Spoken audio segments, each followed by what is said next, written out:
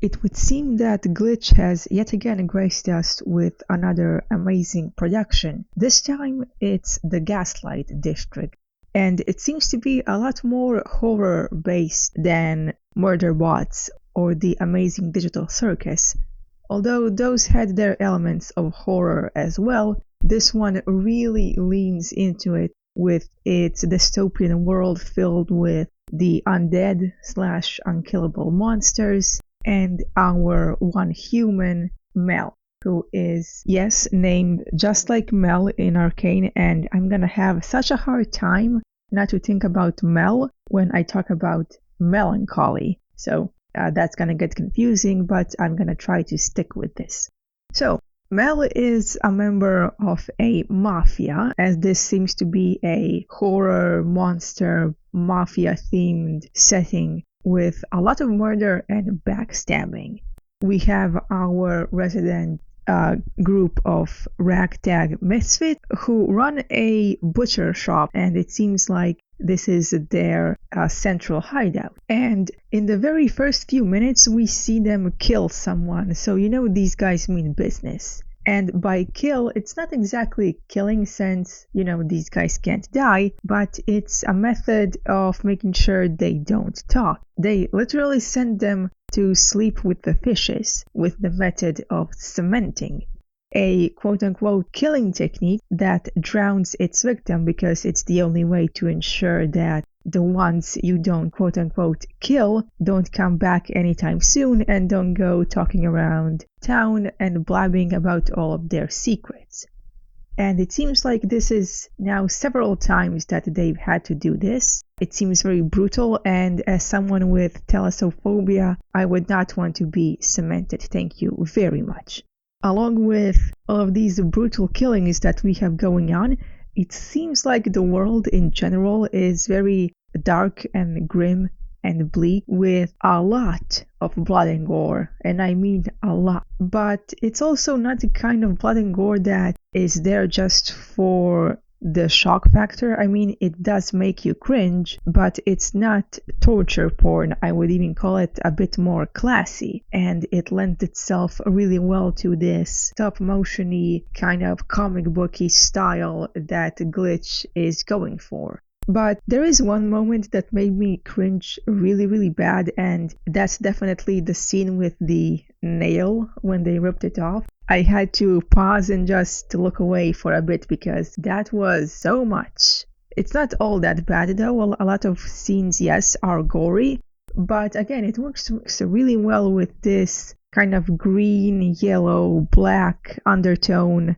these primary colors that seem to really, really sell the vibe of the Gaslight District. Now, the lore of this is dense, and for just a pilot, they sure packed a lot in there. So, like I said, Mel is the only human in this dystopian future, at least for now. And this society seems divided into heaven, and then we have the Gaslight District. We see them live a very different lifestyle. One is quite lavish, and the other one is, well, murdering each other to survive, quote unquote, survive. But there is brutality on both sides, as we've seen, both with the various criminal factions in the Gaslight District and the Virtue Corp in heaven, not to mention the angels that reside there, quote unquote angels. Since there is no death,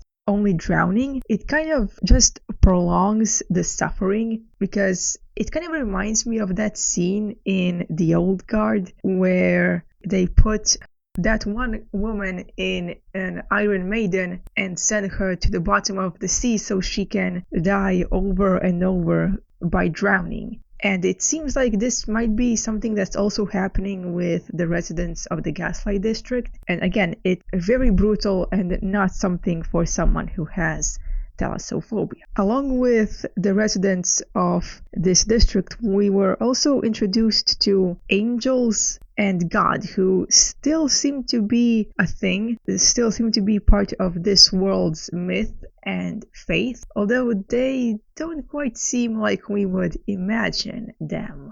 We also have this all-seeing eye that is possibly connected up to heaven and might act as a sort of security system, because I imagine they're trying to keep an eye on this human who they know has escaped, and Mel is keeping her identity secret for a reason, both from Virtue Corp and the rest of the Gaslight District. But it's not only this all-seeing eye that she has to worry about, because as we've seen, we also have these vultures running around who want to both get their hands on the human and protect the secret of the egg. And it seems like these vultures are angels, but kind of like overlords slash divine in some way, which I think this aspect of one side being divine and the other being just there to suffer eternally only adds to this constant infighting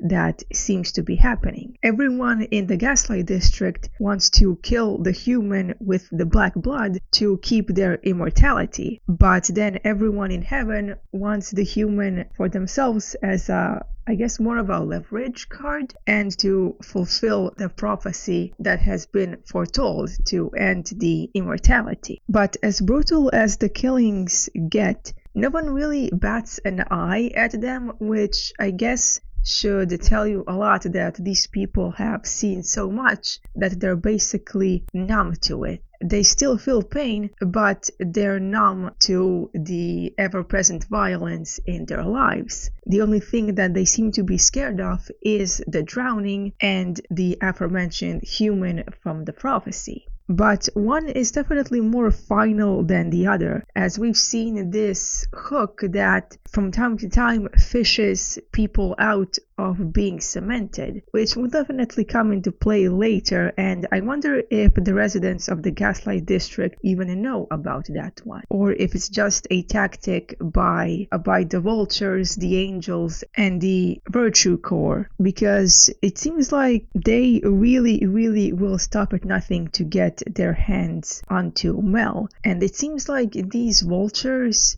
are possibly somehow connected to Mel, since again they are everywhere in this district, keeping an eye on everyone. Plus the angel mother has spoken to Mel like she's met her before, and these vultures, actually the way they act, really remind me of Odin's ravens, who in the myth act like his eyes. Although if we're going by the logic of this world, yeah, Odin would lose his eyes in a very brutal way. But given the setting of this, it would make sense. There is a lot of gore here. It's a very grim and dystopian feeling. We literally see a guy's brain get eaten, and these are mostly zombies, so I can't really say that I'm surprised, as were none of the residents of the district. I mean, no one really batted an eye when someone got shot through their head. It's a world that I wouldn't really want to live in, since I'm a bit squeamish. But again, this makes it look kind of gory yet stylish and cartoony. Clearly not meant for kids, but it's not that hardcore, again, if you're not too squeamish. But that's not about the blood and guts, at least for now. I want to talk a bit about our characters. So, first up, we have our resident human, Melancholy Hill, or Mel. The only human that we've seen so far, and the one with the black blood that she's trying so hard to hide. She is wanted by the Angel Mother and the Virtue Corps. She keeps her identity as a human a secret and lives in the Gaslight District with the members of the Smiling Dead. But she's also scared of the Gaslight District because of her status as a human, and it seems like she's even scared of her own family, as we've seen by the end of the trailer, the end of the pilot.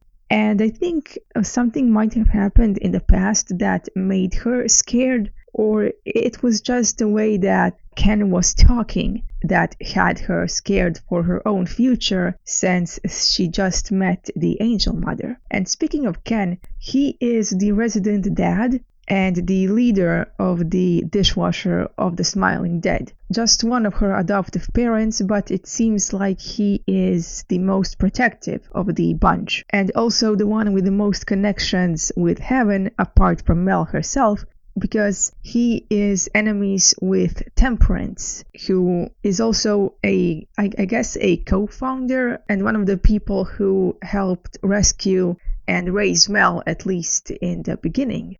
And it seems like despite him being a butcher, he is very caring, at least to Mel and to a lot of his employees. So I kind of like this dichotomy of his character. He is very brutal, yes, very vengeful, but also really caring to the other members of his crew, which include Mud, our fun-loving wildcard zombie, and I think the one I like the second most, other than Mel. And the first spot, of course, has to go to Breadhead, because Breadhead is, despite looking wrong and chopping his own head off, he is so funny and, dare I say, very cute. I love the body horror gags with him, and I love that he is being seen kind of like Mel's brother. It's... oh no.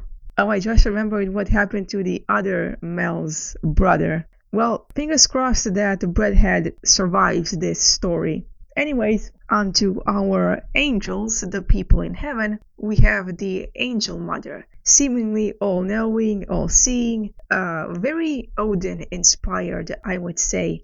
Despite being a giant bird, a giant vulture, she seemingly wants Mel to fulfill the prophecy and destroy the Gaslight district, but she also seems to know Mel personally, which leads me to believe she might be either immortal or really, really, really old, older than any character that we've seen so far, including the robots, I guess, which we haven't seen a lot, at least not from the important ones. We have Diligence, voiced by Michael Kovach, of course, and Diligence seems to be the leader of the Virtue Core security guards, and he doesn't seem to care very much about his subordinates, as they are the guards to the gateway to heaven. He seems to treat them very poorly, but we'll see, maybe there's a reason for that, or he is just that cruel. And other than Diligence, we also have Temperance, who is, like I said, Ken's former friend and one of the founders of the Smiling Dead, also one of the people who helped rescue Mel. And then from the less important characters, at least for now, we have Jack the Rat, the traitor who gets cemented and then seemingly rescued by the Hook, which will definitely be a plot point later. And we have Joshua, who is Mud's ex-best friend, a security guard, and seem to have slighted him in some way. We don't know which. Maybe he stole something from him or owes him some money. Seeing as this is Mud, that could very well be the case. But speaking of the Hook and all things related, let's go on to the mythology of this world. We know that the denizens of this land have been cursed by God in some way, sometime very long ago, to be undead but still live pain. A very crappy existence, to be sure, and I feel like this is inspired by Dante's Infernos, with all of the punishment and eternal suffering linked with eternal life. But it also gives me some Odin vibes, like I said, with the vultures keeping an eye on everyone, and the Angel Mother telling Mel that she sees all and knows all. One thing I can't really figure out is their prophecy, since in this prophecy a human is born from an egg, not a womb. The baby vulture was the one born from the egg that was guarded by the Angel Mother. So I think this prophecy is just entirely bogus. And I think heaven knows what's going on, but they're just telling the people of the Gaslight District lies to keep them scared and keep them in line. Which is also where this eye might come in, as I think it could either be a symbol of their god, quote unquote, who watches over everyone to make sure that his curse is still in effect and working, as he seemingly hated these people so much to inflict eternal suffering as a punishment unto them. With all the mythology and the lore out of the way, I think now it's time to talk about some of the possible connections that might be happening here.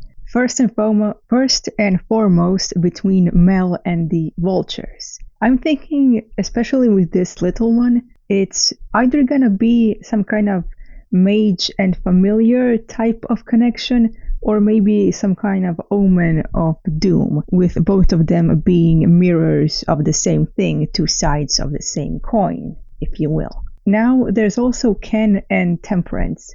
Obviously, they were friends at one point and co-founders of the dishwasher, but Temperance must have done something really, really bad to make Ken just super pissed at him. And honestly, I'm thinking maybe some kind of betrayal, judging by the fact that he now works for the angels. And finally, we have the vultures and the mother angel, which I think are similar to Odin and the all-seeing ravens he has often, with the vultures being the eyes for Mother Angel. And a bit more further down the line with these speculations, and speaking of the angels and Mel, I think that Mel is wanted by them, but they already have the egg. So, unless the egg is fake, and by that I mean the initial first egg of the prophecy, this is just one big cover-up to keep the Gaslight district in line. Because as far as we know, these people in the Gaslight district, they were all human once. It's just that right now they can't die. And they're so afraid of an original new human being born, that this is being used as a control tactic by heaven. And the Mother Angel and the vultures are the original new creations made by their god. Now, as far as the egg conspiracy goes, I think that it's possible that Mel's mom was the previous human of the prophecy, and then she ran away when she was pregnant, which then led to Mel being found by the members of the dishwasher of the Smiling Dead. Since this is a prophecy that comes true every 100 or so years, there have to be other humans out there, possibly imprisoned by Mother Angel and the Virtual Core, kind of like a Promised Neverland type of situation. And it's possible that Mother Angel was also a baby vulture once, who was bonded to Mel's mom, or possibly older. It's possible they just have a longer life and death cycle, but obviously they still need to reproduce, as seeing that we have a new egg that will grow up into being the next Mother Angel. As far as these vultures go, for all we know, there could be thousands of them covering the city, but only one is supposed to be born of this special egg that will then go on to be the next Mother Angel. And I think that once they figure this out, it's gonna either be kill the new Mother Angel, or the most likely thing would be that Mel is going to adopt this thing, and then she's gonna find some kinship in it, because like her, it's gonna have to hide what it really is. And I think that's gonna be the dynamic going forward, and the ultimate connection with Mel and heaven up above. But I'm very much looking forward to more of this show. I'm definitely gonna buy some merch for this, and I really hope they get funded for a full season. And as always, remember, don't just consume, think.